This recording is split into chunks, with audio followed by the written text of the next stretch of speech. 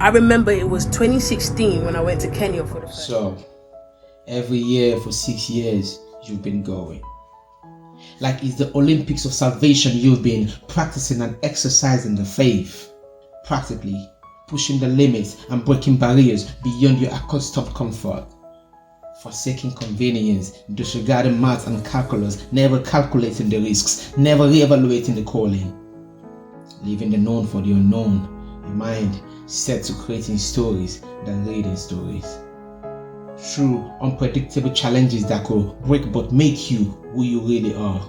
Like a flowing river, without shore, you overflow. Blessing lives whenever you go, birthing life wherever you flow, beyond. With each drop from every blast and splash, quenching thirst as you tumble through. The actual practice and exercise of true love and care, evidencing, squeezing out tears and sweat in form of hope, dripping in the right soil, the right souls, sprouting seeds you did or did not plant, but watered. Now, watching it germinate into ripe harvest, and still caught up in the vortex, but in this context, God gives the increase. For 6 years and counting, over 200 street kids saved, some as young as 2, rescued from social attachment to the street. But now, our destiny is in the making, purpose for the taking, awakening in the season for the reason they've been breathing.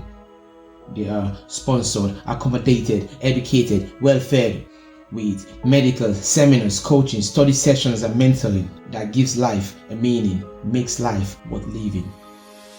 Primary school building, facilities for young people, setting up a bakery, assisting the less privileged, the orphans in the orphanage.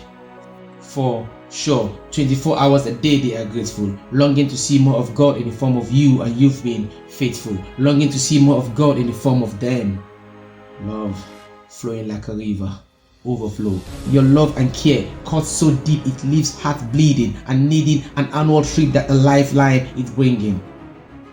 Love so shocking, electrifying worry out of a people, leaving them gasping for more of Christ, more of His breath to keep them breathing, more of the hope you bring to keep them believing. This must be more than love, cause even in a lockdown, love touched down in Nakuru, reaching and feeding families with the feeding of the 5,000 near Galilee. This must be more than charity, cause with less clarity, it looks like you do God's work, but in all certainty, God does His work through you, because He works in us both to will and to do according to His good pleasure. It's not just your inner tenacity, but it's the spiritual intensity that moves you to go. You keep believing, and I'm here seeing, speaking and dreaming of a people waiting. While I'm waiting, they keep dreaming about a time of the year when love you'll be bringing. You know, sometimes I try to get closure, sit low, but to eat a 3-course meal when all they need is a 3-square meal a day at least. I tried holding my son tight to show the true love of a father. When father away, all they crave for is that annual trip that feels like the love of a father figure you represent when you go. No longer sitting back and sending you forth with prayers and being there with you and them in spirit. No longer sitting back and sending you forth with donations as ammunition to you, soldiers of salvation, to another nation with a vision for mission.